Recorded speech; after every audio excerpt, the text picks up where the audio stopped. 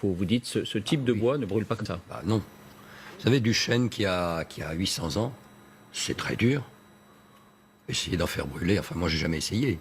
Mais du vieux chêne, c'est pas évident du tout. Il faut mettre beaucoup de petits bois pour y arriver. Là je sais pas s'il y en avait.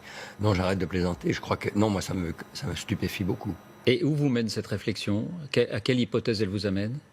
Je vois pas d'hypothèse que je puisse dire. Quelle hypothèse on pourrait dire? Que ça a été vite. Qu'on aurait pu faire autre chose pour que ça n'aille pas aussi vite. Moi, je me perds en conjecture. Vous savez, on a fait à Notre-Dame, juste avant que je prenne ma retraite, c'est-à-dire dans les années 2010, on a remis à plat toute l'installation électrique de Notre-Dame. Donc, il n'y a pas de possibilité de court-circuit.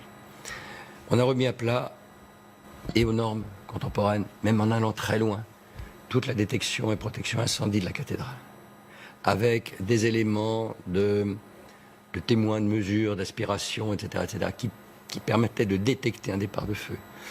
J'avais en bas de la cathédrale 2 hommes en permanence qui sont là jour et nuit et qui sont là pour aller voir dès qu'il y a une alerte et appeler les pompiers dès que le doute est levé. Ils sont là en permanence? En permanence, oui. Pourrait-il avoir, excusez-moi, de défaillance de mécanisme d'alerte? Impossible. Tout est possible. Tout est possible. Moi, je vois mal parce que, bon, ça a été un travail colossal. Et puis, vous savez, c'est comme dans tous ces chantiers de monuments historiques, surtout à Notre-Dame, on a un encadrement technique, normatif, de contrôle, etc., qui est considérable, qu'on ne voit nulle part ailleurs, qui est considérable. Donc là, je veux dire que je suis quand même assez stupéfait.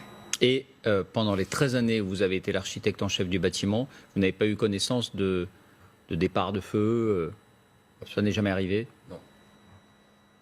Non. Je suis ravi. On voit bien Jérôme. quand même que les travaux de restauration d'un monument historique qui date de tant de siècles accentuent la fragilité du monument lui-même.